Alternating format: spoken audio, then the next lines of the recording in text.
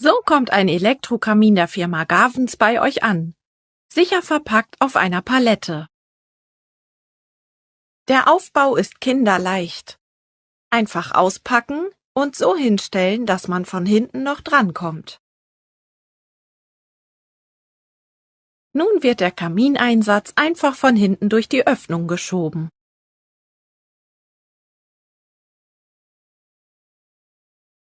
Von vorne noch ein bisschen ranziehen und dann sitzt er perfekt. Dann an die gewünschte Stelle im Haus schieben.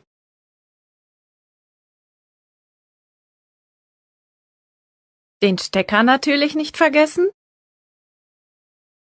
Und dann kann schon der Wassertank befüllt werden. Je nach Härtegrad des Wassers vielleicht destilliertes Wasser verwenden.